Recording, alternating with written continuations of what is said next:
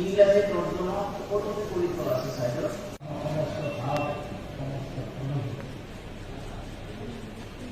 আলোচনীৰ এখন এনেকুৱা বস্তু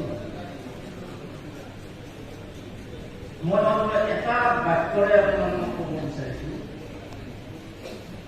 পৃথিৱী বিখ্যাত